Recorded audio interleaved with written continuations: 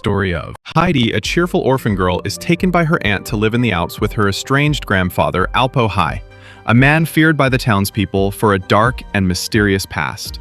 Although Alpo initially refuses to take her in, her aunt abandons Heidi and disappears. Left with no choice, Heidi spends her first night sleeping in the barn beside the goats.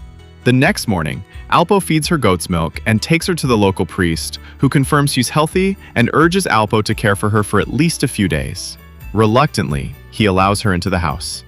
Heidi quickly finds joy in the mountains, builds a bed from hay, and starts bonding with a young goat herd named Peter.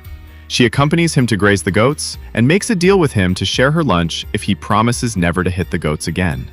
Over time, Heidi's presence brings warmth into Alpo's solitary life.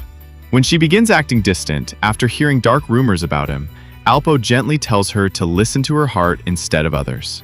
This melts Heidi's fear and they grow even closer. However, just as life becomes perfect, her aunt returns, claiming she can now take care of her. Alpo doesn't trust her, but she tricks him once again, sneaks away with Heidi, and takes her to Frankfurt to work as a companion for Clara, a wealthy girl who cannot walk.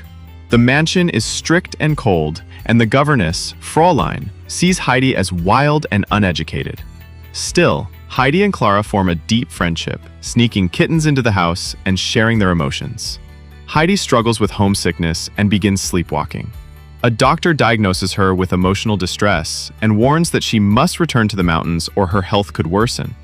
Though Clara is heartbroken, Heidi gives her father a wooden bird carved by Alpo and promises to visit again before returning home. Back in the Alps, Heidi flourishes, goes to school, and keeps writing letters to Clara, who misses her deeply. Eventually, Clara and her grandmother visit. Clara slowly begins to walk again, with Heidi and Peter's support, even after Peter, in a fit of jealousy, pushes her wheelchair off a hill. The miraculous recovery shocks Clara's family when they return to pick her up. Clara promises to visit again, and her grandmother gives Heidi a diary and pen to encourage her love for stories.